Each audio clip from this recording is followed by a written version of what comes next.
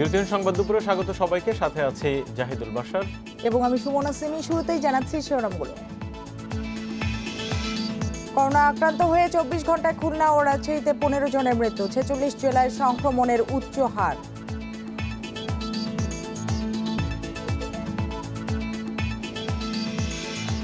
বাস ও লঞ্চে স্বাস্থ্যবিধি উপেক্ষিত, মাস্ক না পরে চলছেন অনেক যাত্রী ও চালক, করোনা রোধে নজরদারির তাগিদ।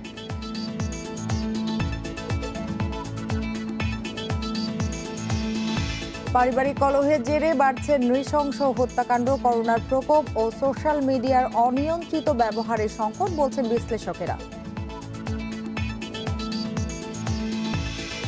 রাজধানীর 96 ভাগ ভবন নির্মাণে বিধিমালা ভঙ্গ, রাজুকের দায়িত্বে অবহেলার সুযোগ নিচ্ছেন নির্মাতারা।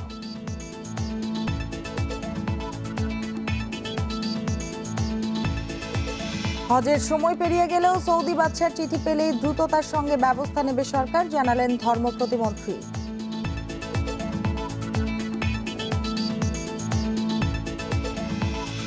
এতক্ষণ শিরোনামগুলো জানাচ্ছিলাম, এবার জানাবো পুরো খবর।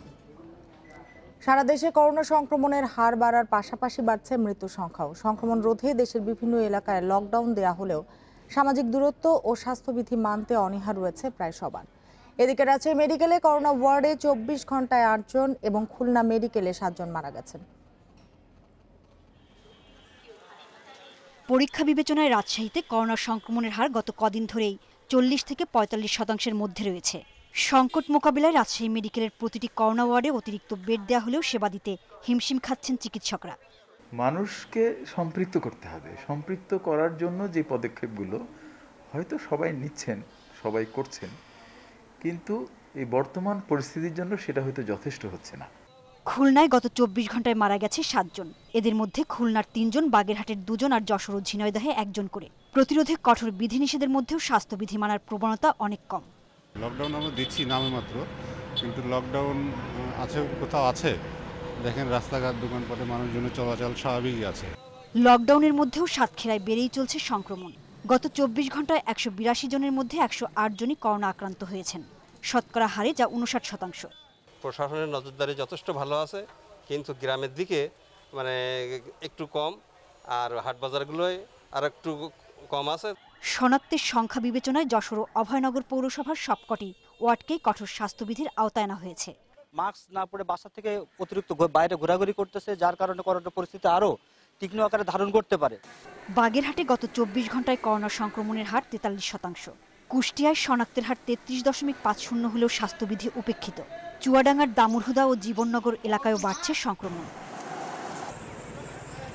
নাটোর পৌরসভা ও সিংড়া পৌরসভা এলাকায় সপ্তাহব্যাপী লকডাউন সফল করতে মাঠে রয়েছে পুলিশ প্রশাসন। আমরা এই 7 দিন ব্যাপকভাবে এটা করার ব্যবস্থা করব। আমরা সমস্ত পৌরসভাকে চারিদিক দিয়ে ব্লক করে দেওয়া হয়েছে, কোনো গণপরিবহন চলবে না, কোনো দোকানপাট খোলা থাকবে না। চাঁপাইনবাবগঞ্জে নমুনা পরীক্ষার পরিমাণ কমে যাওয়ায় শনাক্তের হার কমেছে বলে জানিয়েছে সিভিল সার্জন অফিস। বিধিনিষেধ অমান্য করে অবাধে চলাচল করছে মানুষ। বাড়ি থেকে না বের হলেও কিন্তু উপায় নাই, আমরাকে বের হতেই হবে। নোয়াখালীতে করোনা আক্রান্তের সংখ্যা বাড়লেও সড়ক ও ফুটপাতের দোকানগুলোতে রয়েছে লোকজনের বাড়তি ভিড়। সোহেলি জাহান, ইন্ডিপেন্ডেন্ট নিউজ ডেস্ক।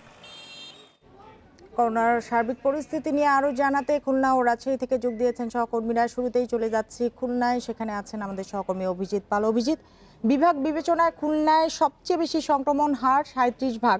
আমি যেটি জানতে চাচ্ছি, খুলনার 100 শয্যার যে হাসপাতালটি রয়েছে, এটি ছাড়া আর কোনো চিকিৎসা ব্যবস্থা রয়েছে কিনা এই বাড়তি চাপ সামাল দেওয়ার জন্য? আপনার শেষ প্রশ্নের উত্তর দিয়ে শুরু করতে চাই যে খুলনাতে মাত্র একটি মাত্র করোনা ডেডিকেটেড হাসপাতাল আছে, যেখানে 100 শয্যার, এবং এই হাসপাতালটি শুধুমাত্র খুলনা মহানগরী এবং খুলনা জেলার একমাত্র করোনা চিকিৎসার হাসপাতাল। শুধুমাত্র যদি খুলনা মহানগরী এবং জেলা বলি তাহলে কিছুটা ভুল হবে, কারণ হচ্ছে যে খুলনাতে একমাত্র খুলনা বিভাগের যে 10 জেলা রয়েছে, সেই 10 জেলার মধ্যে একমাত্র সাতক্ষীরা এবং যশোর ব্যতীত অন্য সকল হাসপাতালগুলোতে কিন্তু আসলে পর্যাপ্ত পরিমাণে করোনার যে চিকিৎসা, সেই চিকিৎসা ব্যবস্থাটি নাই, যার কারণে খুলনার যে করোনা হাসপাতাল রয়েছে, এই হাসপাতালে এখন অর্ধেকের বেশি যারা রোগী রয়েছেন, করোনা আক্রান্ত রোগীরা রয়েছেন, তা কিন্তু খুলনার পার্শ্ববর্তী জেলা। এবং গত 24 ঘন্টায় যে 7 জন মারা গেছেন, তার মধ্যে 3 জন ছিলেন খুলনার এবং বাকি 4 জন ছিলেন খুলনার বাইরে। এবং এখানকার চিকিৎসকরা যেটা বলছেন যে তারা মূলত উপজেলা পর্যায়ে এবং জেলা পর্যায়গুলোতে চিকিৎসা সেবা তারা কিন্তু এই খুলনা হাসপাতালগুলোতে আসছে খুব বেশি ভালো না থাকার কারণেই তারা মারা যাচ্ছেন, এমন কথা কিন্তু এখানকার চিকিৎসকরা বলেছেন। এবং করোনার সংক্রমণ আপনি যেমনটি বলছিলেন যে খুলনা বিভাগে এখন উচ্চগতি, তেমনি খুলনা জেলাতেও রয়েছে। গত ৫০ দিন ছিল খুলনা জেলাতে সর্বোচ্চ করোনা সংক্রমণের হার, এবং গত ২৪ ঘন্টায় কিন্তু খুলনাতে সব থেকে বেশি লোক মারা গেছে। এবং ইতিমধ্যে খুলনার ৩টি উপজেলাতে, আপনার খুলনা মহানগরীর ২টি থানা, ৩টি থানা এবং খুলনা জেলার ১টি উপজেলা, এই ৩টি উপজেলাতে কিন্তু আপনার দোকানপাটগুলো বন্ধ রেখে স্বাস্থ্যবিধি মেনে চলার কথা বলা হয়েছে। ৫০%-এর বেশি সংক্রমণ থাকার কারণে খুলনার ২২টা যে উপজেলা রয়েছে সেই পৌরসভা থেকে কঠোর লকডাউনের আওতায় আনা হয়েছে এবং উপজেলা প্রশাসন গতকাল সেটা ঘোষণা করেছেন এবং আগামীকাল ১০ তারিখ থেকে কিন্তু সেটি আগামী ৭ দিনের জন্য বন্ধ হবে। এবং গতকালকে ফুলতলা উপজেলায় ২ জন মারা যাওয়ার পরে ফুলতলা উপজেলা প্রশাসনও আসলে তারা কঠোর লকডাউনে যাবে কিনা সেই বিষয়ে আগামীকাল বৃহস্পতিবার তারা সিদ্ধান্ত জানাবে। প্রশাসনের পক্ষ থেকে আসলে চিকিৎসা ব্যবস্থা যেমন তৎপরতা চলছে, তেমনি স্বাস্থ্যবিধি নিশ্চিতের ক্ষেত্রে অভিযানও চলছে।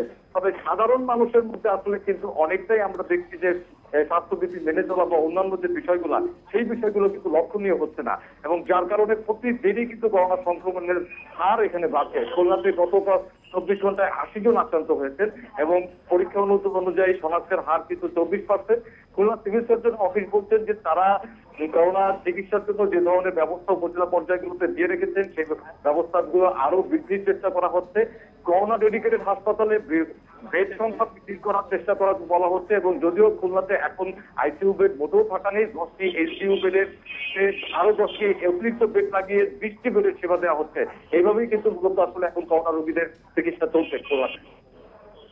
অভিজিৎ, আপনি আমাদের সাথেই থাকুন। এবার রাজশাহী থেকে যোগ দিয়েছেন সহকর্মী মাইনুল হাসান। মাইনুল, আপনি খুলনার পরিস্থিতি শুনছিলেন। রাজশাহীতে ২৪ ঘন্টায় ৮ জন মারা গেছেন এবং সংক্রমণ হার ৪০ থেকে ৪৫%। এই সংক্রমণ হার কমছে না কেন, বিশেষজ্ঞরা কি বলছেন? রাজশাহীতে করোনা সংক্রমণ হার না কমার অন্যতম কারণ হলো যে মানুষের মধ্যে সচেতনতা বোধ। কারণ আমরা দেখছি যে রাস্তাঘাটে যেসব মানুষ চলাফেরা করছে বা শপিং মলে যাচ্ছে তাদের অধিকাংশই স্বাস্থ্যবিধি মানছে না, সামাজিক দূরত্ব মানছে না, আর এক্ষেত্রে প্রশাসনের নজরদারিও কম। আমরা দেখছি যে রাজশাহীতে প্রতিদিনই যে করোনা নমুনা পরীক্ষার হার সেইটি ৪০ থেকে ৪৫% মধ্যে থাকছে, এর মধ্যে ওঠানামা করছে।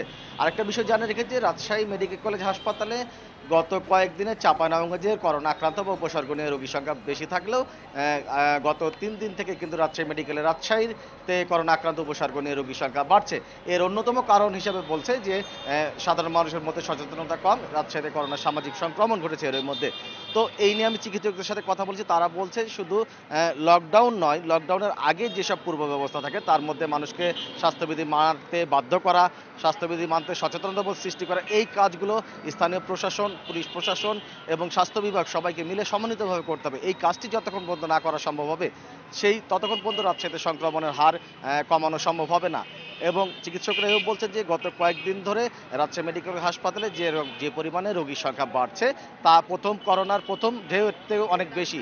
তারা বলছে মূলত যে এর আগে করোনা রোগী আসলেও কিন্তু সাধারণ রোগীর সংখ্যা কম ছিল, কিন্তু দ্বিতীয় ঢেউয়ে করোনা আক্রান্ত বা উপসর্গ নিয়ে রোগীর সাথে সাথে সাধারণ রোগীরও ঢেউ কিন্তু অনেক বেশি তারা বলছে। এবং এই পরিস্থিতি মোকাবিলা করতে গিয়ে তাদেরকে হিমশিম খেতে হচ্ছে। তাদের বেড সংকটের পাশাপাশি তারা বলছে যে তাদের চিকিৎসক সংকট, এই দুই মিলে কিন্তু রাজশাহী মেডিকেল হাসপাতালে করোনা উপসর্গ ও এই সাধারণ রোগীদের চিকিৎসা একবারে বেহাল দশা বলা যায় আমাদের, এবং সেক্ষেত্রে চিকিৎসকরা খুব হিমশিম খাচ্ছে। তো আর এদিকে দেখছি যে করোনার যে সংক্রমণ রোধে কয়েকদিন আগে জেলা প্রশাসনের দপ্তরে একটি বৈঠক করছে, সেই বৈঠকে রাজশাহী থেকে সকাল 6টা থেকে বিকেল 5টা পর্যন্ত সব ধরনের দোকানপাট খোলা রাখার সিদ্ধান্ত হয়। এরপরে মূলত সব ধরনের গণজমায়েত, গণপরিবহন চলাচল সবকিছু বন্ধ রাখার কথা, কিন্তু আমরা দেখছি যে এরপরেও সাধারণ মানুষের বিধিনিষেধগুলো আসলেই মানা হচ্ছে না। আপনাকে অনেক ধন্যবাদ মাইনুল হাসান। অভিজিৎ পাল এবং মাইনুল হাসান যোগ দিয়েছিলেন খুলনা ও রাজশাহী থেকে। এদিকে করোনা সংক্রমণের উচ্চ হার দেখা যাচ্ছে 46 জেলায়।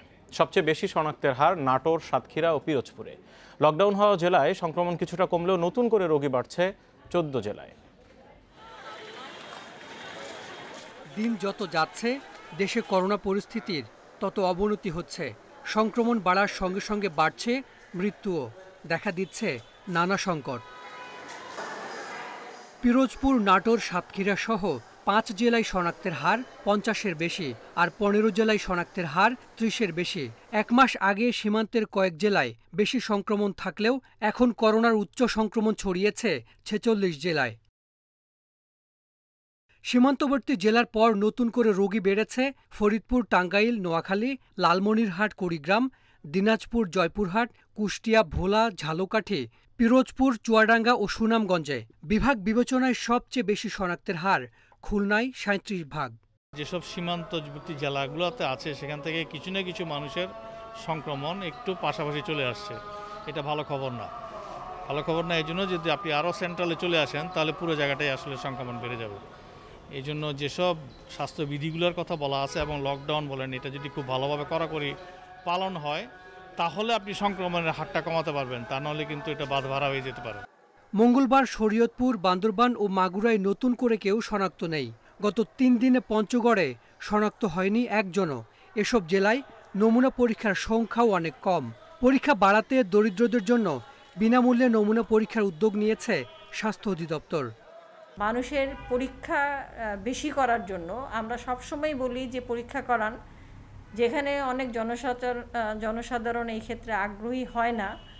আপনারা জানেন যে আমাদের সরকারি আসলে পরীক্ষার মূল্য মাত্র 100 টাকা, কিন্তু ওইসব এলাকায় যেখানে সংক্রমণ বাড়ছে, বিশেষ করে সীমান্তবর্তী এলাকায় যারা দরিদ্র, তাদের জন্য এই পরীক্ষাটা বিনামূল্যে করার জন্য মন্ত্রণালয় থেকে নির্দেশ দেওয়া হয়েছে। সারা দেশে যখন এই অবস্থা, তখন রাজধানীতে করোনা শনাক্তের হার 4.48 আর বিভাগ হিসেবে ঢাকায় শনাক্ত সবচেয়ে কম 6 হাসান মিসবাহ, ইন্ডিপেন্ডেন্ট নিউজ, ঢাকা। অন্তত 15 দিন আগে থেকে মানুষের চলাফেরা নিয়ন্ত্রণ করা গেলে নাটোরে করোনা সংক্রমণ লাগামহীন হতো না বলে মনে করছে সচেতন মহল। পরিস্থিতি নিয়ন্ত্রণে রাখার সব চেষ্টার কথা জানিয়েছেন জেলা প্রশাসক। শেষ মুহূর্তে হলেও লকডাউন কড়াকড়ি করতে পারলে সুফল পাওয়ার আশা করছেন সিভিল সার্জন। চাঁপাইনবাবগঞ্জ ও রাজশাহীতে সংক্রমণ বৃদ্ধির পর নাটোরেও বাড়তে থাকে শনাক্তের হার। সোমবার জেলায় সর্বোচ্চ শনাক্ত বেড়ে দাঁড়ায় 69%।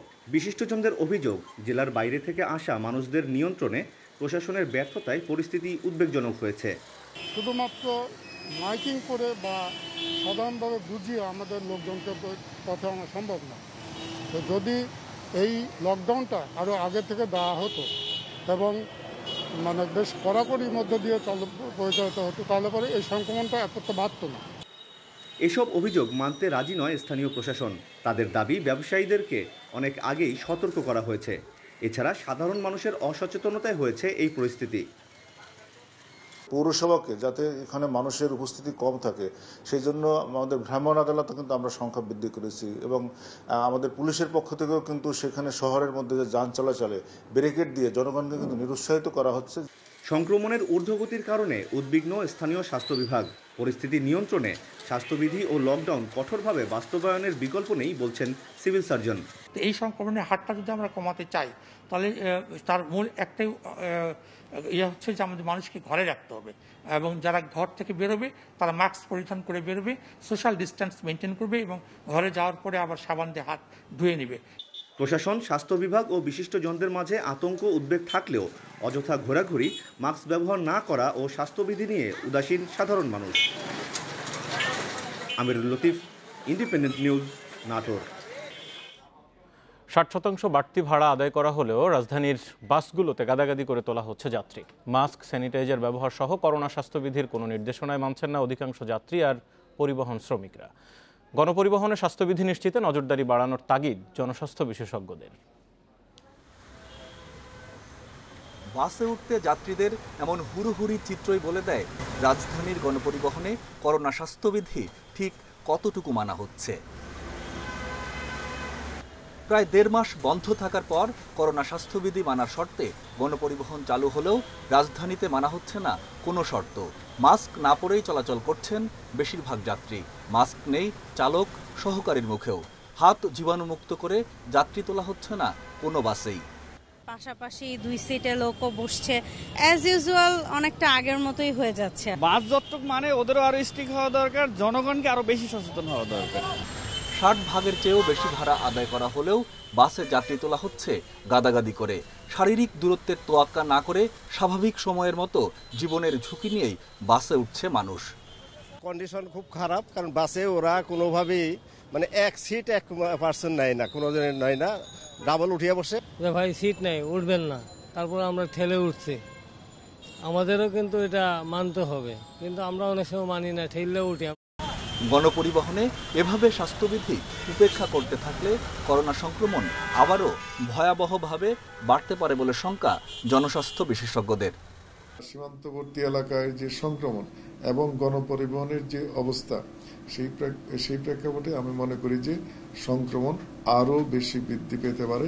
প্রশাসনের নজরদারি বাড়াতে হবে এবং জনগণকেও সচেতন হতে হবে, স্বাস্থ্যবিধি মানতে হবে। করোনা সংক্রমণের ঝুঁকি বিবেচনায় চলমান লকডাউনের মেয়াদ 16 জুন পর্যন্ত বাড়িয়েছে স্বাস্থ্য অধিদপ্তর। Mamunur Rashid, independent News, Dhaka. সহকর্মী বিপ্রজিৎ চন্দ্র রাজধানীর বিভিন্ন এলাকা ঘুরে এই মুহূর্তে শাহবাগ থেকে আমাদের সাথে সরাসরি যুক্ত হয়েছেন। বিপ্রজিৎ, সীমান্তবর্তী বিভিন্ন জেলায় একেবারে 50 থেকে 70% করোনা সংক্রমণের হার গিয়ে ঠেকেছে। সেখান থেকে মানুষজন ঢাকায় আসছে, রোগীরাও আসছে। এরকম শঙ্কার সময়ে রাজধানীতে স্বাস্থ্যবিধি মানতে একটু নজরদারি কি বাড়লো?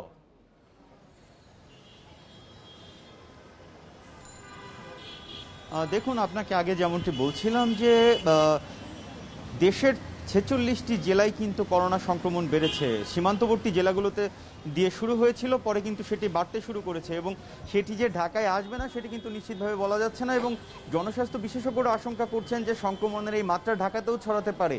এর কারণ হচ্ছে স্বাস্থ্যবিধি কিন্তু একেবারেই মানা হচ্ছে না রাজধানীর গণপরিবহনগুলোতে। আমি সকাল থেকে রাজধানীর মতিঝিল, শাহবাগ, মিরপুর, ফার্মগেট, সায়দাবাদ, যাত্রাবাড়ি সহ বিভিন্ন এলাকাতে কিন্তু ঘুরে দেখেছি যে এখানে কিন্তু স্বাস্থ্যবিধি মানছেন না যারা বাসে উঠছেন, তারা যাত্রীরা অর্থাৎ পরিবহন শ্রমিকরাও কিন্তু মানছেন না। আর এই বিষয়টি নিয়ে আসলে যাত্রীদের মধ্যেও এক ধরনের অজুহাত দেবার প্রবণতা আমরা লক্ষ্য করেছি। অর্থাৎ মাস্ক না পরেই তারা বাসে উঠছেন, অন্যদিকে পরিবহন শ্রমিক যারা আছেন তারা কিন্তু একেতে মাস্ক ব্যবহার করছেন না, অন্যদিকে স্যানিটাইজার ব্যবহার করে যে মানুষকে বাসে তোলার কথা সে বিষয়টিও কিন্তু তারা মানছেন না। এবং 60% বাড়তি ভাড়া নিয়ে একটি বাসের ধারণ ক্ষমতার যে অর্ধেক যাত্রী পরিবহনের কথা সে বিষয়টাও কিন্তু একেবারেই উপেক্ষিত এবং অবহেলিত থাকছে।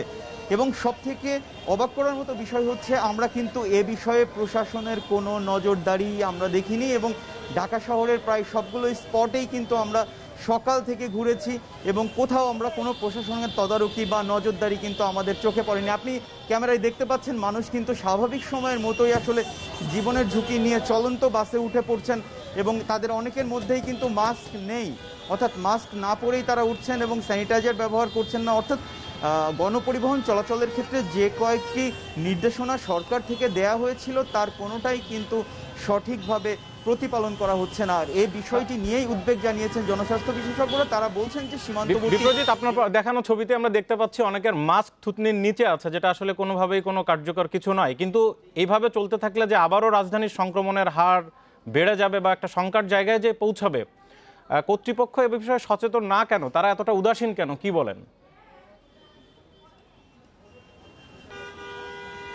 দেখুন, সব থেকে উদ্বেগজনক বিষয় কিন্তু এটাই যে মাস্ক কিন্তু অধিকাংশ মানুষ ব্যবহার করছেন, কিন্তু তারা মাস্ক নিয়ম নীতি মেনে অর্থাৎ মাস্ক পরার সঠিক উপায়ে কিন্তু তারা মাস্ক ব্যবহার করছেন না। অনেকে ক্যামেরা দেখলে কিন্তু মাস্ক পরে ফেলছেন। আর এই বিষয়টি নিয়ে প্রশাসনের নজরদারি প্রয়োজন বলে মনে করছেন জনস্বাস্থ্য বিশেষজ্ঞরা। তারা বলছেন যে স্বাস্থ্যবিধি যেগুলো আছে সেগুলো পরিপূর্ণভাবে মেনে চলতে হবে, মাস্ক পরার যে সঠিক নিয়ম সেভাবে মাস্ক পরতে হবে, নয়তো করোনা সংক্রমণ আবারও ভয়াবহভাবে বেড়ে যেতে পারে, অর্থাৎ তৃতীয় ঢেউ বাংলাদেশে আঘাত আনতে পারে বলে কিন্তু আশঙ্কা করছেন জনস্বাস্থ্য বিশেষজ্ঞরা। রাজধানীর শাহবাগ থেকে জানাচ্ছিলেন আমাদের সহকর্মী। রাজধানীর সদরঘাট লঞ্চ টার্মিনালে একেবারেই মানা হচ্ছে না করোনার স্বাস্থ্যবিধি। কর্তৃপক্ষের পক্ষ থেকেও স্বাস্থ্যবিধি বাস্তবায়নে নেই কোনো নজরদারি। ভোরে দেশে দক্ষিণাঞ্চল থেকে সদরঘাটে পৌঁছানো লঞ্চ যাত্রীদের বেশিরভাগের মুখেই দেখা যায়নি মাস্ক। সামাজিক দূরত্ব বজায় রাখার বিষয়েও দেখা গেছে উদাসীনতা। করোনা নিয়ন্ত্রণে বিধিনিষেধের কারণে প্রায় 1.5 মাস বন্ধ থাকার পর 24 মে থেকে স্বাস্থ্যবিধি মেনে অর্ধেক যাত্রী পরিবহনের শর্তে শুরু হয় লঞ্চ চলাচল। তবে কিছুদিন না যেতেই লঞ্চে এবং ঘাটে ইচ্ছামতো উপেক্ষা করা হচ্ছে করোনা স্বাস্থ্যবিধি। বুধবার ভোর থেকে সকাল 8টা পর্যন্ত দেশের দক্ষিণাঞ্চল থেকে 40টির বেশি লঞ্চ আসে সদরঘাট টার্মিনালে। প্রতিটি লঞ্চেই গাদাগাদি করে যাত্রীদের ঢাকায় আসতে দেখা যায়। ঘাটে পৌঁছানোর পরও কোনো যাত্রী মানেননি 3 ফুট শারীরিক দূরত্ব বজায় রাখার নির্দেশনা। কেউ কেউ মাস্ক পরলেও তা ঝুলতে দেখা গেছে থুতনিতে বা কানে। বোঝাই করা লোক মাস্কটা লাগাইতেছে, যত পারছে ঘাট যেরকম দিয়েছে লোক সেরকম করে উঠাইছে। সরকারি নির্দেশের চেয়েও বেশি যাত্রী নেওয়ার পাশাপাশি লঞ্চে বাড়তি ভাড়া নেওয়ার অভিযোগও করেছেন যাত্রীরা। 350 টাকা প্রতি জনের ভাড়া। এই গাদাগাদি করে নিয়ে আসতেছে, তারপর ভাড়া বেশি নিতেছে। চাপাচাপি ভিড় আগের মতো নেই, কোনো নিয়মকানুন নাই, আর টাকাটা 350 টাকা ভাড়া বেশি। সদরঘাট লঞ্চ টার্মিনালে যাত্রীদের কাউকে হাত ধুতে বা স্যানিটাইজার ব্যবহার করতে দেখা যায়নি। লঞ্চ কর্তৃপক্ষ বা বিআইডব্লিউটিসি কর্তৃপক্ষ থেকেও ছিল না কোনো সতর্কতামূলক ব্যবস্থা। নূরে জান্নাত, ইন্ডিপেন্ডেন্ট নিউজ। করোনা মহামারী নিয়ন্ত্রণে চলমান বিধিনিষেধের মধ্যে আজ থেকে আরও 9 জোড়া আন্তনগর এবং 10 জোড়া মেইল ও কমিউটার ট্রেন চালু করেছে রেলওয়ে। করোনার কারণে 2 মাসেরও বেশি সময় ধরে এসব ট্রেন চলাচল বন্ধ ছিল। এর আগে মঙ্গলবার থেকে ট্রেনের অর্ধেক টিকিট কাউন্টারের মাধ্যমে বিক্রি শুরু হয়। লকডাউনের কারণে গত 5 এপ্রিল সব যাত্রীবাহী ট্রেন চলাচল বন্ধ হয়ে যায়। 24 মে থেকে আসনের অর্ধেক যাত্রী নিয়ে 24 জোড়া আন্তনগর এবং 9 জোড়া মেইল ও লোকাল ট্রেন চলছে। এসব ট্রেনের অর্ধেক আসন ফাঁকা রেখে যাত্রী পরিবহন করা হচ্ছে। রেলওয়ে কর্তৃপক্ষ জানিয়েছে, যাত্রীদের স্বাস্থ্য সুরক্ষা নিশ্চিত করতে প্রতিটি ট্রেনে স্টেশনে জীবাণুনাশক ছিটানো হচ্ছে। একই সঙ্গে যাত্রীদের মাস্ক পরার পাশাপাশি সুরক্ষা সামগ্রী বহনও করতে বলা হচ্ছে।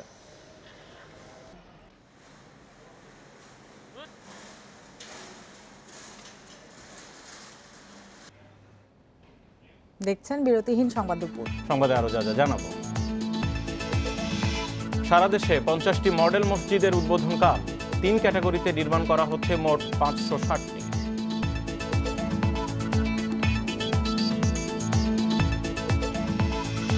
চট্টগ্রামের বায়েজিদ বোস্তামি থেকে ফৌজদার হাট লিং রোড 3 মাস বন্ধ ঘোষণা। পাহাড় ধসের শঙ্কায় সিদ্ধান্ত।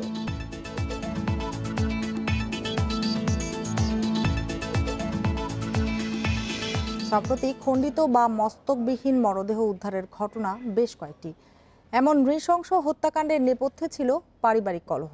বিশেষজ্ঞরা বলছেন, দিন দিন মানুষের আচরণ হিংস্র হয়ে ওঠার অন্যতম কারণ সামাজিক যোগাযোগ মাধ্যমের নিয়ন্ত্রণহীন ব্যবহার। এছাড়া করোনা মহামারীতে আর্থিক সংকট, মানসিক ও স্বাস্থ্যগত সমস্যাও এর অন্যতম কারণ। 23 মে রাজধানীর 2টি স্থান থেকে উদ্ধার করা হয় একজনের মস্তকবিহীন 5 টুকরা মরদেহ। পরে আরেক স্থান থেকে উদ্ধার করা হয় মাথা। আটকের পর সন্দেহভাজন নারী জানায়, স্বামীর দ্বিতীয় বিয়ের কারণে ক্ষুব্ধ হয়ে সে ওই নৃশংস হত্যাকাণ্ড ঘটিয়েছে। এর 4 দিন আগে 19 মে রাজধানীর দক্ষিণখানে মসজিদের সেফটি ট্যাঙ্ক থেকে খণ্ডিত অর্ধগলিত মরদেহ উদ্ধার করে র্যাব। ঘটনা অনুসন্ধানে জানা যায়, স্ত্রীর পরিকল্পনাতেই স্বামীকে হত্যা করে মরদেহ টুকরা টুকরা করে সেফটি ট্যাঙ্কে ফেলে দেওয়া হয়। গত 2 সপ্তাহে দেশের বিভিন্ন স্থানে অন্তত 14টি হত্যাকাণ্ডের 6টি বর্বর ও নৃশংস। এসব হত্যার বিষয়ে সমাজবিজ্ঞানীরা বলছেন, এমন মানসিক বিকৃতির অন্যতম কারণ সামাজিক যোগাযোগ মাধ্যমের নিয়ন্ত্রণহীন ব্যবহার এবং ভারতীয় টিভি সিরিয়াল।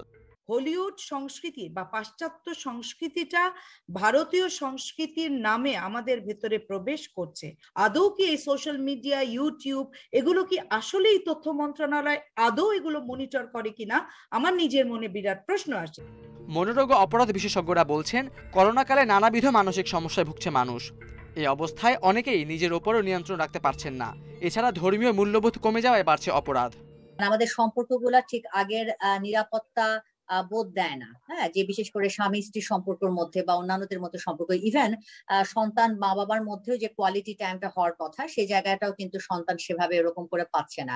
যেহেতু আসলে পরকীয়া কিংবা ডিভোর্সের মতো কারণগুলো আমাদের সমাজে বাড়ছে এবং সমাজ যেহেতু এই এক্সট্রাম্যারিটাল অ্যাফেয়ার কিংবা ডিভোর্সের মতো বিষয়গুলোকে খুব পজিটিভলি অ্যাকসেপ্ট করে না, সেহেতু আমরা দেখি যে এই বিষয়গুলো ঢাকতে গিয়ে অথবা এই বিষয়গুলো আপনার লুকোতে গিয়ে মানুষ আসলে বিভিন্ন ধরনের অপরাধে কিন্তু জড়িত হয়ে যাচ্ছে। বিশেষজ্ঞদের মতে, পারিবারিক শিক্ষা, আইনের শাসন ও মানবিক পরিবেশই কেবল কমাতে পারে এ ধরনের নৃশংসতা। Khaled Raihan, Independent News, Dhaka. 1994 সালে নওগাঁর হাশেম রেজা টগর হত্যা মামলায় যাবজ্জীবন সাজাপ্রাপ্ত 18 আসামিকে খালাস দিয়েছে আপিল বিভাগ। সকালে প্রধান বিচারপতি সৈয়দ মাহমুদ হোসেন সহ 5 বিচারপতির বেঞ্চ এই রায় দেন। যাবজ্জীবন সাজা পাওয়ার 16 বছর পর খালাস পেলেন আসামিরা। মামলার বিবরণীতে জানা যায় 1994 সালে নওগাঁর বদলগাছি উপজেলার কেশাইল গ্রামে পুকুরে মাছ চাষকে কেন্দ্র করে চেয়ারম্যান হাশেম রেজা টগর খুন হন। ওই মামলায় 2005 সালে আসামি নুরুল ইসলামকে মৃত্যুদণ্ড, 18 জনকে যাবজ্জীবন দেয় বিচারিক আদালত। ওই রায়ের বিরুদ্ধে আপিল করলে 2011 সালে হাইকোর্ট নুরুল ইসলামের মৃত্যুদণ্ড কমিয়ে যাবজ্জীবন দেয়। বাকি 18 জনের যাবজ্জীবন সাজা বহাল রাখে। এর বিরুদ্ধে আসামিরা আপিল করলে আপিল বিভাগ তাদেরকে খালাস দেয়। রাজধানীর 96 ভাগ ভবনের নির্মাণেই মানা হচ্ছে না ইমারত বিধিমালা। রাজধানী উন্নয়ন কর্তৃপক্ষের দায়িত্বে অবহেলার সুযোগ নিচ্ছে অসাধু ভবন নির্মাতারা। ঢাকাকে বাসযোগ্য করতে সুষ্ঠু পরিকল্পনার পাশাপাশি নিয়ম অমান্য করে নির্মিত ভবনগুলোর বিরুদ্ধে এখনই কঠোর ব্যবস্থা নেওয়ার দাবি নগর বিশেষজ্ঞ ও স্থপতিদের। ইমারত নির্মাণ বিধিমালা শতভাগ অনুসরণ করে নির্মিত হয়েছে এমন বহুতল ভবন রাজধানীতে খুঁজে পাওয়া দুষ্কর। মোহাম্মদপুরের মোহাম্মদিয়া হাউজিং সোসাইটির আবাসিক এলাকার এই বহুতল ভবনটি অসংখ্য অনিয়মের একটি মাত্র। নির্মাণাধীন ভবনটি বানানো হচ্ছে কোনো দিকে কোনো রকম জায়গা না ছেড়েই। সামনে বিদ্যুতের খুঁটি ঠেকিয়ে, পেছনে রামচন্দ্রপুর খালের পার ও পশ্চিমে মসজিদের দেয়াল ঘেঁষে। আপনি 40 ইঞ্চি, দ্যাটস মিন 3 ফুট 6 ইঞ্চি আপনি চলে আসছেন, যেখানে আপনি আসতে পারেন খুব বেশি হলে 18 ইঞ্চি। মসজিদ কমিটির পক্ষ থেকে আমি সেদিন জিনিসটা আমার গোচরে আসছি, কারণ আমি অনেকদিন পরে আসছি এদিকে, এসে দেখে যে এই অবস্থা। পরে আমি ওনাদেরকে বললাম যে এটা হইতে পারে না। এই 12 ফুট 13 ফিট রাস্তার ভিতরে 13 তলা বিল্ডিং যে হবে, এটা কিছুতে আইনগত সম্মত নয়। সেই হিসেবে আমরা রাজুর কাছে একটা কমপ্লেন দিয়েছিলাম, সমস্ত ফ্ল্যাটের মালিকগণ যৌতুক পাবে, কিন্তু আমরা কোনো কাজ করতে পারি না। তবে ভবন মালিকের দাবি বিধি মেনেই বাড়ি বানাচ্ছেন তারা। রাজুকের যেটা বিধিমালা তো মেনেই কাজ করছি আমরা, তো আমাদের ইঞ্জিনিয়ার আছে, আমরা কনসালটেন্ট আছে, তাদের সাথে তারা যেভাবে গাইডলাইন দিচ্ছেন, যেভাবে আমাদের সেটব্যাক রুলস, এটা মেনেই তো আমরা কাজ করতেছি। একইভাবে নবোদয় বাজারের সাথে রামচন্দ্রপুর খাল ঘেঁষে স্থানীয় প্রভাবশালীদের এই ভবনটিও নির্মাণ হচ্ছে নিয়মনীতির তোয়াক্কা না করেই। এর অদূরেই প্রায় খালের ওপরে নির্মাণ হচ্ছে মোহাম্মদী ডেভেলপারের এই বহুতল ভবনটি। আশেপাশের কেউ অনুমতি না পেলেও খাল ঘেঁষে রাতারাতি নির্মিত এই ভবনটির মালিক স্থানীয় সাবেক ওয়ার্ড কমিশনার। ঢাকা সিটি কর্পোরেশনের ঘোষণা অনুযায়ী, সিএস নকশা অনুযায়ী রামচন্দ্রপুর খাল উদ্ধার হলে এ ভবনগুলোর কোনো অস্তিত্বই থাকার কথা নয়। ইমারত নির্মাণ বিধিমালার পাশাপাশি ডিটেরিয়া প্ল্যান সহ সরকারের একটা চিরুনি অভিযান করা দরকার, এবং সেখানে যারা ভবন নির্মাণ করেছে কিন্তু তার 3 ধরনের ভালনারেবিলিটি। এক, নিয়ম অনুযায়ী করে নাই, সেটা নিয়মের মধ্যে করার জন্য যে পরিশীলিতকরণ, সেই জন্য সরকার তাদেরকে সময় বেঁধে পরিশীলিত করার ব্যবস্থা করা। রাজুক বলছে, সড়কের 2 পাশ ধরে অবৈধ ভবন চিহ্নিত করে দ্রুতই অভিযানে নামবেন তারা। প্রাথমিক কাজ কিন্তু আমার চিহ্নিত করে আমি লাল দাগ দিয়ে আসবো। লাল দাগ দিয়ে এসে আমি সেখানে সবার সামনে গণবিজ্ঞপ্তি দিয়ে আসবো, আপনার 7 দিনের মধ্যে অপসারণ করেন। বাড়ির অবৈধ অংশ অপসারণের খরচ ভবন মালিকের কাছ থেকেই আদায় করবে Rajuk. Al Amin Hossain, Independent News, Dhaka. Saudi বাদশার কাছ থেকে চিঠি পেলেই হজে যাওয়ার অনুমতির বিষয়ে সরকার সিদ্ধান্ত জানাবে। দুপুরে রাজধানীর ওসমানী স্মৃতি মিলনায়তনে এক ব্রিফিংয়ে এই কথা জানান ধর্ম বিষয়ক প্রতিমন্ত্রী ফরিদুল হক খান। তিনি জানান, এখন পর্যন্ত হজ নিয়ে কোনো আলোচনাই হয়নি। সৌদি আরব থেকে যোগাযোগ করা হলে হজে যাওয়ার প্রক্রিয়া শুরু হবে। তবে অনুমতির বিষয়টি সৌদি আরবের অভ্যন্তরীণ বিষয়। সাধারণভাবে হজে যাওয়ার সময় পেরিয়ে গেছে, তবে সৌদি থেকে নতুন সিদ্ধান্ত জানালে সাথে সাথে ব্যবস্থা নেওয়া হবে বলেও জানান ধর্ম প্রতিমন্ত্রী। আমরা যখন সৌদি বাদশার পক্ষ থেকে আমাদের কাছে অবশ্যই মেসেজ আসবে বা চিঠি আসবে, বা আমাদের যে ওখানে হজ কার্যক্রম পরিচালনা করার জন্য নিয়োগপ্রাপ্ত যারা আমাদের অ্যাম্বাসেডর সাহেব সহ যারা আছেন ওখানে, তারা অবশ্যই চিঠি পাবেন, তারাও আমাদেরকে জানাবেন। জানালে আমরা বিস্তারিত তথ্য তখন আপনাদের সামনে উপস্থাপন করতে সক্ষম হব। সারা দেশে নির্মিত 560টি মডেল মসজিদের মধ্যে 50টি উদ্বোধনের জন্য প্রস্তুত করা হয়েছে। আগামীকাল ভার্চুয়ালি এসব মসজিদ উদ্বোধন করবেন প্রধানমন্ত্রী শেখ হাসিনা। ধর্ম মন্ত্রণালয় জানিয়েছে, 40% জায়গার উপর 3 ক্যাটাগরিতে মসজিদগুলো নির্মিত হচ্ছে। এই ক্যাটাগরির প্রতিটি মসজিদে একসঙ্গে প্রায় 1200 ব্যক্তি নামাজ আদায় করতে পারবেন। আর উপজেলা ও উপকূলীয় এলাকার মডেল মসজিদগুলোতে একসঙ্গে নামাজ আদায় করতে পারবেন 900 জন। আধুনিক সব সুযোগ সুবিধা সহ এসব মসজিদে থাকছে হেফজ বিভাগ, ইসলামিক বই বিক্রয় কেন্দ্র, গবেষণা কেন্দ্র, শিশু শিক্ষা, পর্যটকদের আবাসন, হজযাত্রীদের নিবন্ধন ও প্রশিক্ষণ সহ ইমামদের প্রশিক্ষণের ব্যবস্থা।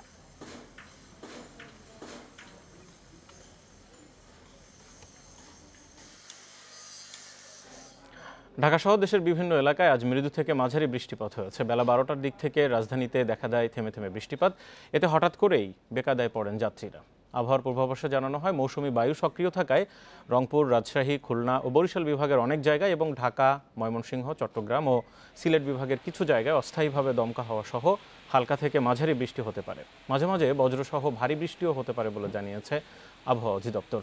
গেল 24 ঘন্টায় দেশের সবচেয়ে বেশি 111 মিলিমিটার বৃষ্টিপাত রেকর্ড করা হয়েছে তেঁতুলিয়ায়।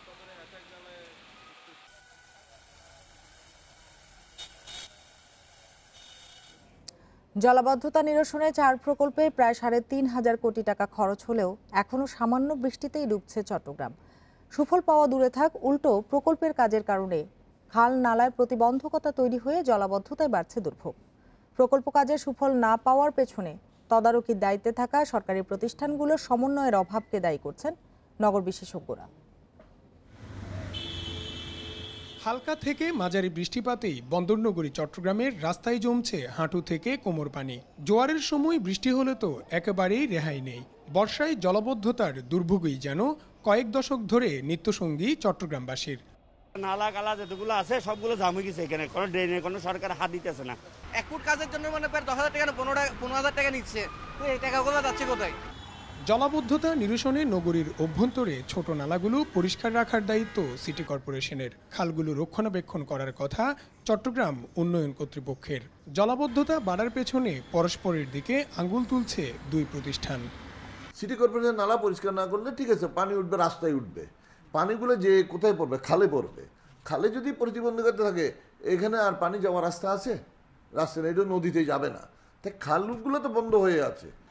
জলাবদ্ধতা দূর করতে চট্টগ্রামে 11,000 কোটি টাকার 4টি প্রকল্প বাস্তবায়ন করছে সরকারি 3 সংস্থা, যেখানে এরই মধ্যে ব্যয় হয়েছে 3,000 কোটি টাকার বেশি। জলাবদ্ধতা থেকে মুক্তি পেতে প্রায় 6,000 কোটি টাকার মেগা প্রকল্পটির কাজ শেষ হওয়া পর্যন্ত অপেক্ষা করতে হবে। জলজট হয়, ওটা কমে যাবে। আর আমাদের আরেকটা পার্ট হচ্ছে, সেটা হচ্ছে সুইচ গেটগুলো কমপ্লিট হলে আমাদের জোয়ারের পানি যেগুলো শহরে ঢুকতো ওগুলো ঢুকবে না। নগর বিশেষজ্ঞরা বলছেন, তদারকির দায়িত্বে থাকা প্রতিষ্ঠানগুলোর মধ্যে সমন্বয় থাকলে সাময়িক ব্যবস্থার মাধ্যমে জলাবদ্ধতার দুর্ভোগ কমানো যেত। পরিকল্পনার ঘাটতি এবং মনসুন সিজনে কিভাবে খালকে প্রতিবন্ধকতা মুক্ত রাখতে হবে সেই ব্যাপারে তারা বিষয়টাকে যথাযথ অ্যাড্রেস না করার কারণেই এই সংকটটি তৈরি হয়েছে। জলাবদ্ধতার জন্য সরকারি প্রতিষ্ঠানের গাফিলতির পাশাপাশি নগরবাসীর বর্জ্য ব্যবস্থাপনায় অসচেতনতা এবং জলবায়ু পরিবর্তনকেও দায়ী করছেন বিশেষজ্ঞরা। Iftekhar Faisal, independent news, Chittagong. পাহাড় ধসের শঙ্কায় আগামী 3 মাস বন্ধ থাকবে চট্টগ্রাম নগরীর বায়াজিদ বোস্তামি থেকে সীতাকুণ্ডের ফৌজদার হাট পর্যন্ত লিংক রোড। মঙ্গলবার সন্ধ্যা থেকে এই সড়ক দিয়ে যানবাহন ও পথচারী চলাচল বন্ধ ঘোষণা দেয় সিডিএ কর্তৃপক্ষ। সিডিএর প্রধান প্রকৌশলী হাসান বিন শামস জানান, বায়াজিদ বোস্তামি থেকে সীতাকুণ্ডের ফৌজদার হাট পর্যন্ত লিংক রোডে একটি ওভারব্রিজ নির্মাণের কাজ চলছে। এছাড়া শুক্র, শনিবার সহ অন্য ছুটির দিনে অনেক পর্যটক বেড়াতে সেখানে যান। এই সময় পাহাড় ধসের ঘটনা ঘটলে ব্যাপক ক্ষয়ক্ষতির শঙ্কা রয়েছে। তাই দুর্ঘটনা এড়াতে আগামী 30 আগস্ট পর্যন্ত সড়কটি বন্ধ থাকবে। আগামী 3 মাসে ঝুঁকিপূর্ণ পাহাড়ে রক্ষণাবেক্ষণ করা হবে।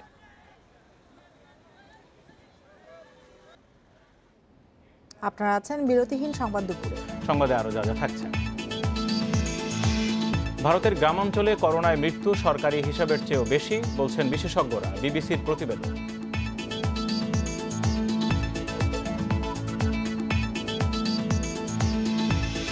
বিশ্বকাপ ম্যাচে প্যারাগুয়েকে 2-0 গোলে হারালো ব্রাজিল। আর্জেন্টিনা ও কলম্বিয়ার ম্যাচ 2-2 গোলে ড্র।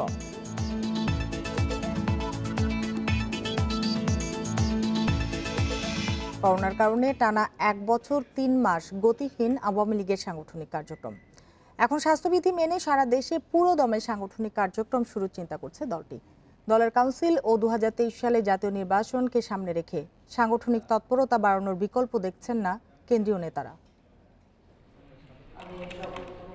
গত বছর দেশে করোনা সংক্রমণ শুরুর পর থেকে আওয়ামী লীগের সর্বোচ্চ নীতি নির্ধারণী ফোরাম কার্যনির্বাহী কমিটির বৈঠক হয়েছে মাত্র 2টি। গত বছর 9 মার্চ হয় প্রথম বৈঠক, সবশেষটি অনুষ্ঠিত হয় 3 অক্টোবর। প্রতি 3 মাস পর পর কার্যনির্বাহী কমিটির বৈঠক হওয়ার কথা থাকলেও করোনার কারণে 7 মাসেও হয়নি। সাংগঠনিক কার্যক্রম গতিহীন হওয়ায় সারা দেশে অনেকটা স্থবিরতা এসেছে দলীয় কর্মকাণ্ডে। করোনা পরিস্থিতি দীর্ঘায়িত হচ্ছে। আমাদের দলের নেতা কর্মীরা বিভিন্ন ধরনের সাংগঠনিক কর্মকাণ্ড পরিচালনা করার জন্য আমাদেরকে দাবি জানাচ্ছেন। তার প্রেক্ষিতে স্বাস্থ্যবিধি মেনে কিভাবে আমাদের সাংগঠনিক কাজকর্ম পরিচালিত করতে পারি তার একটি পথ উপায় বের করার জন্য চিন্তাভাবনা হচ্ছে। নির্বাচনকে সামনে রেখে আমাদের কিছু রাজনৈতিক অঙ্গীকার আছে, কিছু সাংগঠনিক কর্মকাণ্ডকে পূর্ব প্রস্তুত করা, এই কাজগুলোকে আমাদের করতে হবে। আমরা ভাবছি, পরিকল্পনা করছি এবং কৌশল নির্ধারণ নিয়ে আমাদের ভিতরে আলাপ আলোচনা চলছে। দেশের ৭৮টি সাংগঠনিক জেলার মধ্যে ৩১টি সম্মেলন হয়েছে, বাকি রয়েছে ৪৭টির। এখনও সম্মেলন হয়নি ২ শতাধিক উপজেলা আওয়ামী লীগের। কেন্দ্রীয় নেতারা বলছেন, স্বাস্থ্যবিধি মেনে শিগগিরই শুরু হবে সাংগঠনিক কার্যক্রম। আমাদের দলের ভিতরে কিছুটা অস্থিরতা আছে, কারণ কোনো জায়গায় বেশ ৩ বছর, ৪ বছর, ৫ বছর হয়ে গেছে নতুন সম্মেলনের মাধ্যমে কমিটি হয়নি। এগুলি আমরা আশা করছি সেপ্টেম্বর অক্টোবরের দিকে কোভিড পরিস্থিতি আরও উন্নতি হবে এবং তখন আমরা এই কাজগুলি শুরু করব। ৩ আসনের উপনির্বাচন সামনে রেখে ১২ জুন দলের সংসদীয় মনোনয়ন বোর্ডের সভা রয়েছে। বৈঠকে দলের সভাপতি শেখ হাসিনা দলীয় কার্যক্রম নিয়ে নির্দেশনা দিতে পারেন বলে জানাচ্ছেন কেন্দ্রীয় নেতারা। Ijazur Rahman, independent News, Dhaka. সংবিধান সম্মতভাবে পৃথিবীর অন্যান্য গণতান্ত্রিক দেশের মতো যথাসময়ে নির্বাচন অনুষ্ঠিত হবে বলে জানিয়েছেন আওয়ামী লীগের সাধারণ সম্পাদক ওবায়দুল কাদের। অবাধ, নিরপেক্ষ, সুষ্ঠু নির্বাচন অনুষ্ঠানে সরকার নির্বাচন কমিশনকে সর্বাত্মক সহযোগিতা করবে বলেও জানিয়েছেন তিনি। সকালে রাজধানীর বাসভবন থেকে নিয়মিত ব্রিফিংয়ে এসব কথা জানান ওবায়দুল কাদের। ভয় পাওয়ার কোনো কারণ নেই। সংবিধান সম্মতভাবে পৃথিবীর অন্যান্য গণতান্ত্রিক দেশের ন্যায় যথাসময়ে নির্বাচন হবে। অবাধ, নিরপেক্ষ, সুষ্ঠু নির্বাচন অনুষ্ঠানে সরকার নির্বাচন কমিশনকে সর্বাত্মক সহযোগিতা করবে। কাজে ক্ষমতার পরিবর্তন চাইলে বিএনপিকে নির্বাচনের জন্য অপেক্ষা করতে হবে। এদিকে বিএনপির মহাসচিব মির্জা ফখরুল ইসলাম আলমগীর মন্তব্য করেছেন, সরকার স্বৈরাচারী কায়দায় ক্ষমতা আঁকড়ে ধরে আছে। সকালে রাজধানীর নয়াপল্টনে দলীয় কার্যালয়ে এক অনুষ্ঠানে এ মন্তব্য করেন তিনি। মির্জা ফখরুল বলেন, সরকার ক্ষমতাকে চিরস্থায়ী করতে সব ধরনের অন্যায়ের আশ্রয় নিচ্ছে, কিন্তু এবার তাদের আর জয়ী হতে দেয়া যাবে না। এই সরকারের হাত থেকে ক্ষমতা সরাতে শক্তিশালী আন্দোলন প্রয়োজন। পরে নির্বাচন প্রসঙ্গে মির্জা ফখরুল বলেন, করোনা ও আওয়ামী লীগ দুটোই দেশকে তছনছ করে দিচ্ছে। সুষ্ঠু ভোট হলে আওয়ামী লীগ কোনোদিন জিততে পারবে না জেনে নির্বাচনের নামে খেলা করছে তারা। পরিবর্তনগুলো আমাদেরকে লক্ষ্য রাখতে হবে, জানতে হবে। আমরা অন্ধের মতো যদি শুধু সেই প্রাগৈতিহাসিক যুগের যে চিন্তা ভাবনা সেগুলো নিয়ে চলতে থাকি, তাহলে আমরা কোনোদিন মুক্তি পাবো না। ডিসেম্বর বা জানুয়ারিতে ভাষাঞ্চরের রোহিঙ্গা শিবিরে কাজ শুরু করবে জাতিসংঘ। এর মধ্যে RRRC-কে দিয়ে 7 সদস্যের কমিটি গঠন করা হয়েছে বলে জানান দুর্যোগ ব্যবস্থাপনা সচিব। WFP রোহিঙ্গাদের খাদ্য আর ইউনিসেফ শিক্ষা সহায়তা দেবে এমন পরিকল্পনা করা হয়েছে। 2312 কোটি টাকায় ভাষাঞ্চরে রোহিঙ্গাদের জন্য আশ্রয় শিবির গড়ে তোলা হয়েছে। কয়েক ধাপে প্রায় 19,000 রোহিঙ্গাকে কক্সবাজার থেকে সেখানে সরানো হয়েছে। প্রথমে রোহিঙ্গাদের ভাষাঞ্চরে স্থানান্তরে জাতিসংঘের আপত্তি থাকলেও সম্প্রতি অবস্থান পরিবর্তন হয়েছে। দুর্যোগ ব্যবস্থাপনা ও ত্রাণ সচিব মোহাম্মদ মহসিন জানান, জাতিসংঘের শরণার্থী বিষয়ক সংস্থা UNHCR সহ অন্যান্য সংস্থাগুলো ভাষাঞ্চরে কাজ করতে রাজি হয়েছে। সচিব জানান, কক্সবাজারে থাকা আরও 80,000 রোহিঙ্গাকে ভাষাঞ্চরে নেয়ার সিদ্ধান্ত নেওয়া হয়েছে। আগামী ডিসেম্বর বা জানুয়ারির মধ্যে সেটা সম্ভব হবে বলে মনে করেন তিনি। আমরা আশা করছি খুবই কম সময়ের মধ্যে UNHCR অর্থাৎ UN আমাদের ভাষাঞ্চরে বাংলাদেশ সরকারের সাথে কাজ করবে এবং তারা একটি খুব আমাদের জন্য ভালো লাগলো যে তারা এত প্রশংসা করেছে আমাদের ভাষাঞ্চলের কনস্ট্রাকশন সম্পর্কে। তারা বলেছে যে এটা পৃথিবীর যেখানে যেখানে শরণার্থী আছে তারা সেখানে মডেল হিসেবে শো করবে। তিনি আরও জানান, ভাষাঞ্চরের দায়িত্ব জাতিসংঘ নিলে রোহিঙ্গাদের খাদ্য, শিক্ষা ও চিকিৎসা নিয়ে সরকারকে চিন্তা করতে হবে না, শুধু সহযোগিতা করবে বাংলাদেশ। কক্সবাজারে যেভাবে তারা UNHCR যেভাবে অথবা UN সিস্টেম যেভাবে কাজ করছে, তারা ভাষাঞ্চলে কাজ করবে। আর UN গেলে অবশ্যই আমাদের জন্য সুবিধা যে আমাদের তাদের খাদ্যের চিন্তা করতে হবে না, পুরো ম্যানেজমেন্টটা তারা করে। আমরা তাদের অন্য জিনিসগুলো ম্যানেজমেন্টটা আমরা থাকি। এছাড়া 1 লাখ রোহিঙ্গা ভাসানচরে স্থানান্তর হলে কক্সবাজারের পরিস্থিতির উন্নয়ন হবে বলে মনে করেন সচিব। Hasib Mahmud Shah, independent News, Dhaka. দলছুট একটি হাতি রাঙামাটির নানিয়ারচরে লোকালয়ে প্রবেশ করে বিভিন্ন বাগানের ব্যাপক ক্ষয়ক্ষতি করছে। গত মঙ্গলবার হাতিটিকে দেখা যায় খাগড়াছড়ির মহালছড়িতে। রাতভর বিভিন্ন এলাকায় তাণ্ডব চালিয়ে এটি বর্তমানে নানিয়ারচরে অবস্থান করছে। মাঝে মধ্যেই হাতিটি লোকালয়ে প্রবেশ করায় আতঙ্কে রয়েছেন স্থানীয়রা। হাতিটিকে পালে ফেরাতে এখনো উদ্যোগ নিতে পারেনি বন বিভাগ।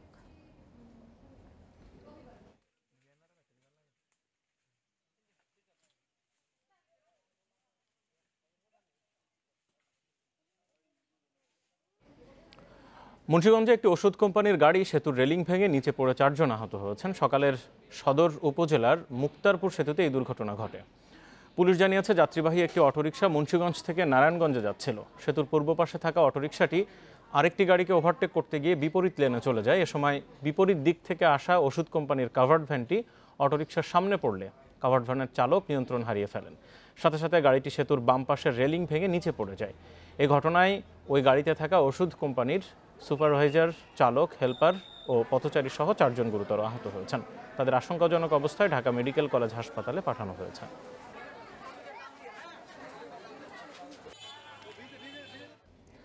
এপ্রিলে রেকর্ড পরিমাণ অর্থ লেনদেন হয়েছে মোবাইল ফিনান্সিয়াল সার্ভিস MFS এর মাধ্যমে। বাংলাদেশ ব্যাংকের সবশেষ পরিসংখ্যান অনুযায়ী এর পরিমাণ 63,479 কোটি টাকা।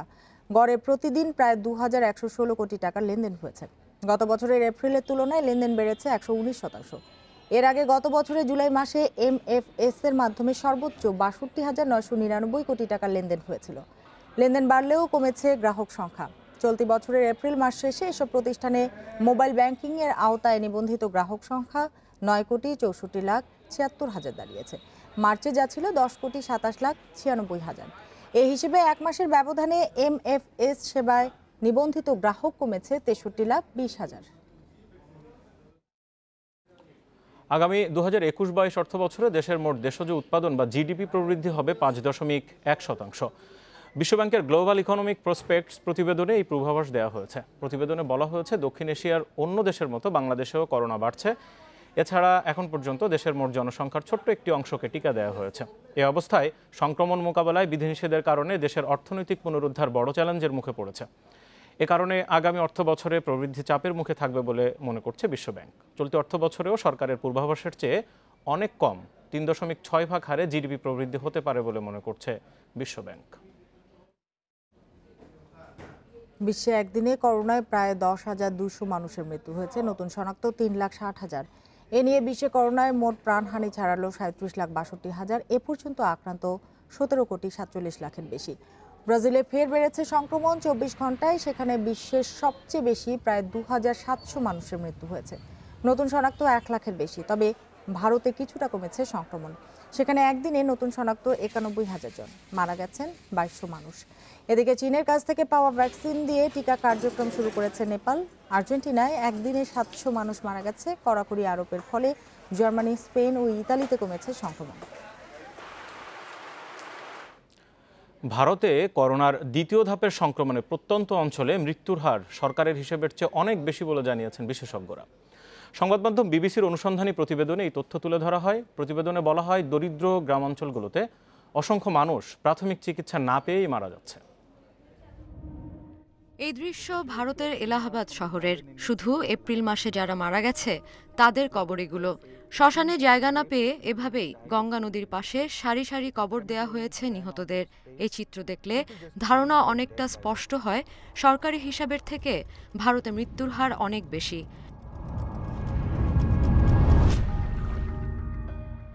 গ্রামাঞ্চলের পরিস্থিতি আরও ভয়াবহ।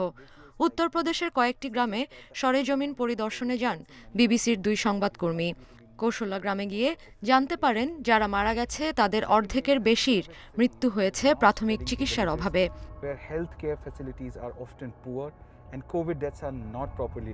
গ্রামের অধিকাংশ মানুষ হয় দিনমজুর বা কৃষক হওয়ায় বেশিরভাগ কোনো বেসরকারি ল্যাবে কোভিড পরীক্ষা করাতে পারেননি, আর তাই সরকারি হিসাবেও নেই তাদের নাম।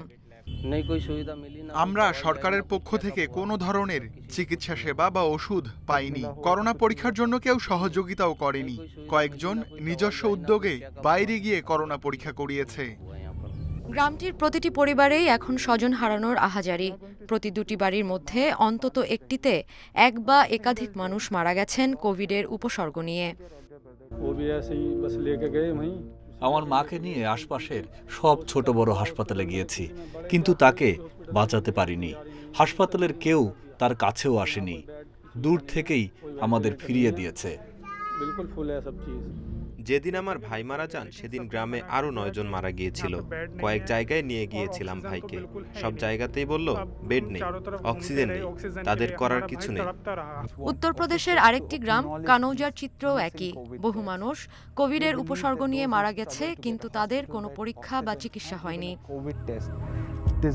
এপ্রিল এবং মে মাসে কোভিড সংক্রমণ যখন চূড়ায়, তখন এই দুই গ্রামের সরকারি স্বাস্থ্য ক্লিনিক ছিল অচল। Sadia Afrin, independent news. 2 গোলে এগিয়ে থেকেও জয় পেল না মেসির আর্জেন্টিনা। বিশ্বকাপ বাছাইয়ে কলম্বিয়ার বিপক্ষে শেষ মুহূর্তের গোলে জয় হাতছাড়া হয় আলবিসেলেস্তের। ম্যাচ ড্র হয়েছে 2-2 ব্যবধানে। এদিকে নেইমারের নৈপুণ্যে প্যারাগুয়েকে 2-0 গোলে হারিয়েছে ব্রাজিল, আর গোলশূন্য ড্র হয়েছে ভেনেজুয়েলা উরুগুয়ে ম্যাচ।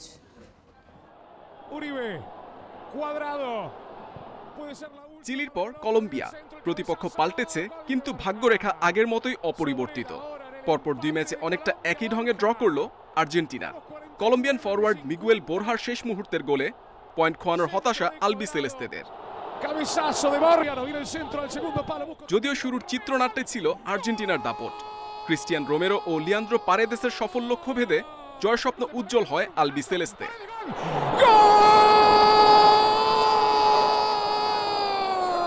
ফেরার মন্ত্র জানা ছিল কলম্বিয়ার। 3 বদলি ফুটবলারে কৌশলে বদল কুইরোসের।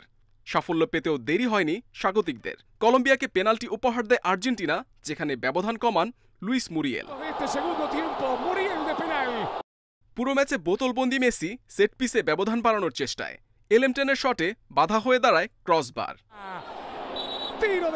নাটকীয়তায় ভরা ম্যাচের শেষ দিকে আর্জেন্টিনার হতাশার গল্প।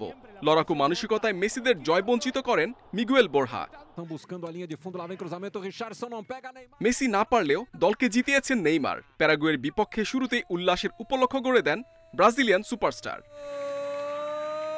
সময়ের পরিক্রমায় ম্যাচের উত্তাপ বাড়লেও বদলায়নি স্কোর লাইন। ব্রাজিলের অতি আক্রমণাত্মক কৌশলে শেষ মুহূর্তে বাড়ে ব্যবধান। নেইমারের ক্রসকে জালের লক্ষ্য দেন লুকাস পাকুয়েতা। জয় পায়নি সুয়ারেস কাভানির উরুগুয়ে। ভেনেজুয়েলার বিপক্ষে 7 শটের 3টি অন টার্গেটে রাখলেও জালের দেখা পায়নি La Celeste. Muhammad Nazim, Independent News. Euro 2020-তে এফ গ্রুপকে ডেথ গ্রুপ বললেও যেন কম বলা হয়। একই গ্রুপে আছে ফ্রান্স, পর্তুগাল আর জার্মানি। এর মধ্যে পর্তুগালের মিশন শিরোপা ধরে রাখার, আর বিশ্ব চ্যাম্পিয়ন ফ্রান্সের সুযোগ 3য় শিরোপা জয়ের। আর 3 ইউরো জয়ে জার্মানির লক্ষ্য এখন শিরোপার সংখ্যা বাড়ানোর। শিরোপা জয়ের চেয়ে ধরে রাখা কঠিন, সেই কঠিন মিশন এবার পর্তুগালের। ফ্রান্সকে কাঁদিয়ে গেলবার শিরোপা উৎসব করে পর্তুগিজরা। 2 ফাইনালিস্ট এবার একই গ্রুপে।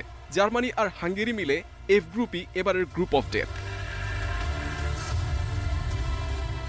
তারকায় ঠাসা 26 সদস্যের পর্তুগিজ স্কোয়াড। তবে আকর্ষণের কেন্দ্রবিন্দুতে রোনালদো। সর্বোচ্চ গোলের রেকর্ডে মিশেল প্লাতিনিকে ছাড়িয়ে যাওয়ার হাতছানি পর্তুগিজ সুপারস্টারের। 1 গোল করলেই সর্বোচ্চ 10 গোলের ল্যান্ডমার্কে পৌঁছবেন CR7। ফ্রন্টলাইনে রোনালদোর সঙ্গী জোয়াও ফেলিক্স, দিয়েগো জোতা। মাঝমাঠে আলো থাকবে পরীক্ষিত Bruno Fernandes, Bernardo Silva, Renato সানচেজের ওপর।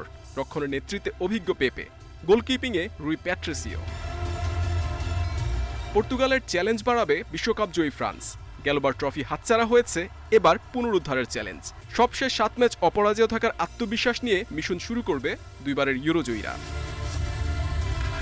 র্যাঙ্কিংয়ে স্পষ্ট লা ব্লুজদের সাম্প্রতিক ফর্ম। বেনজেমা ফেরায় শক্তি বেড়েছে ফ্রন্টলাইনে।